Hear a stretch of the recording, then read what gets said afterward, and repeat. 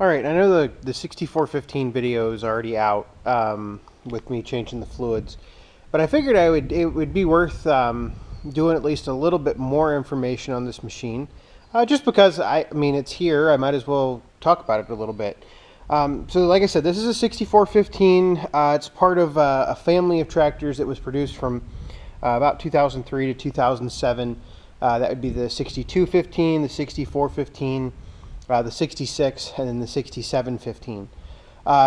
In horsepower range, anywhere from engine horsepower of 90 to 125 horsepower, and PTO horsepower anywhere from 70 to 105.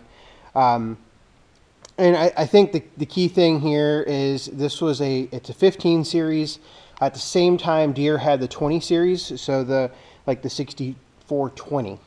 That's kind of, I would equate it now to this was the D or E series that's out now in the 6000 series, and now they have the M and the R, so on and so forth. I mean, if you look, this one's got flanged rear axles. The IVT transmission was not an option on this machine. It was on the 6420.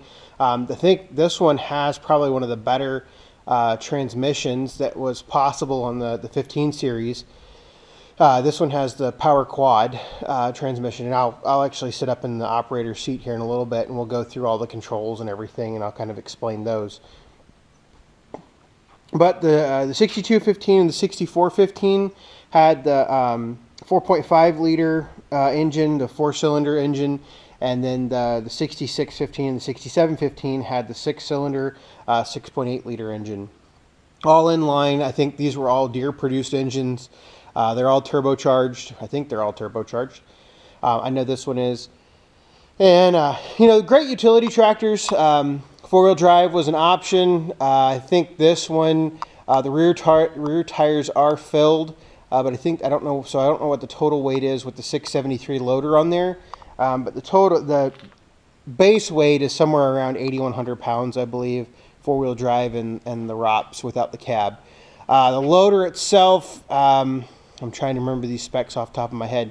673 loader, I want to say the breakout force is somewhere over 7,000 pounds, and the lift capacity at full height is 4,000, but don't quote me on that. I think those are the specs for the 673 and on the 6000 series. The 673 loader was also fit on the 7000 series, so like the 7220, things like that. That would be another place that you could find these loaders. Overall, it's been a great machine for us. I think that my parents seem to like it. It's mowed a lot of pastures. We'll go ahead and walk to the back and we'll look at the HX15 mower. HX15 mower is the heavy duty mower, 15 feet wide. It does have the stump jumpers on the blades. You can see there, those are the stump jumpers. I think the biggest thing with the HX, I want to say the gearbox life on these mowers is somewhere, I think 5,000 hours from the specs I've seen, and then the CX15 would be the next level up. The hours on, I think the gearbox life is 7,500 hours. I'll have to go back and look at some of the paperwork I have. I do have some of the original paperwork on these mowers. I know Deere recently came out with some updated mowers. This whole setup is from about 2006, I believe. I haven't looked up the serial number as it relates to the year produced or anything like that.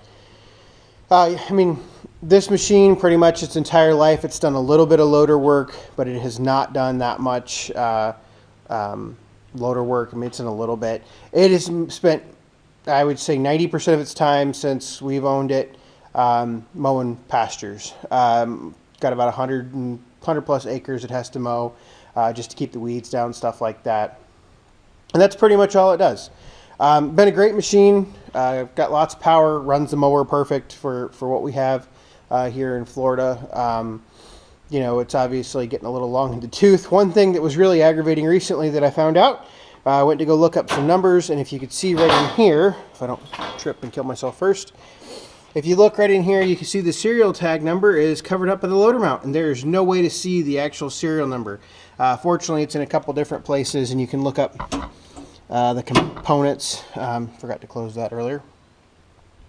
You can look up the component information, stuff like that. So what I want to do is I want to set up in the cab, or in the operator station. There is no cab on this machine.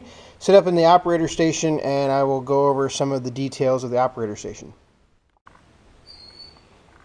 Alright, so we're going to see how well I can do this with the GoPro. I'm used to doing it with a different type of camera. So like I said, obviously this is an open operator station machine. Pretty base model. Nothing wrong with that. Like I said, works good.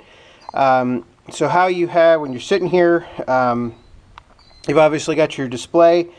One thing I would say about the display is, in all the humidity and stuff in Florida, this is the second display for this tractor because the first one got some water behind it, and all of the numbers, so all of these numbers right here, more or less just kind of faded away, and then some electrical problems started, stuff like that. Only one problem though is when we got a new display, it is in metric, so everything reads in kilometers per hour. So that is what it is, just kind of something funny to deal with there. Down here, we have our left-hand reverser right here, and I'll go over the transmission here in just a minute. You've got your hazard lights, your headlight, work lights, headlights down there. Tilt for the wheel is right there. Horn is right here. Let's see if it works. We have to turn the key on. Hey, it works. The horn works. You have your brake pedal locks right there. If you can see that. I cannot remember what that switch does, and I will have to remember what that. I cannot remember what that switch does. You got your dual brake pedals, your clutch pedal over here on the other side, and then right down here you have your foot throttle right there, and then you have your diff lock, which is, I think it's electric diff lock, because when you press it, there's a light that comes on in the dash. Over here on the control, the side control arm, you have your PTO switch right here. You have your two rear SCVs. You could have up to 3. This one machine has 2. Your rock shaft control right here.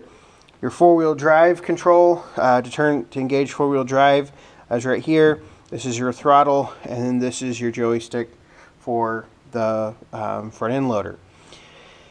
There were a couple different transmissions that were offered for this machine. There was a synchro transmission, and I want to say it's just, there was a synchro and then a synchro plus, I believe. So the synchro plus, I think, had the reverse, or synchro plus with reverser. That was another option. In this particular case, it's got the power quad. So there's 4 ranges, A, B, C, and D. And then neutral right here, and then a park right here. The ranges are synchronized, so you can use a clutch when shifting between the ranges, and then you have a partial power shift, so then you can power shift through 1, 2, 3, or 4 gears. If you go back to look at the video that I put out, I don't know when it'll be, but of me driving at the end of doing all the maintenance, you will see me shifting through the gears, so it's just like a power shift as you shift.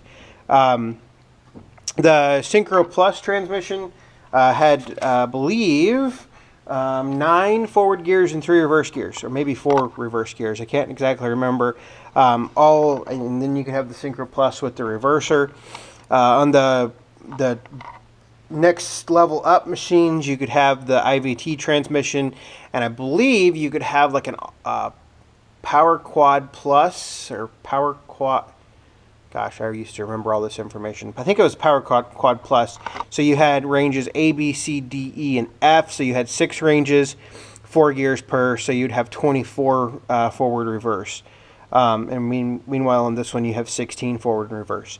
This one does have a, speaking of looking at the PTO button, it is swappable between 540 and 1000. The HX15 behind it is a 540, so not really a huge deal there. Other than that, pretty simple machine to drive. The view is pretty good. Being able to see out the front here, you saw that from the video the other day. So that is the 6415. Great little economical machine. To mow with and everything else. Certainly enjoyed having it. You know, like I said, this thing's only got 1,500 plus, or about 15, maybe 1,600 hours on it. Since we replaced the display, it has 561.6 hours on it, and that was about 5 years ago. So a little over 100 hours a year. So not very many hours at all that we're putting on it. So not like we're ever going to wear it out. This is a pre-emissions tractor, so there's no diesel particulate filter or DEF or anything like that. So that's certainly nice to know, nice to have. So yeah. So thanks for watching. Leave comments. If you know more about it than I do, feel free. This was not one of those machines that I actually have not spent that many hours operating it. I've maybe spent 50 hours on it in 10 plus years. So thanks for watching, and leave a comment below.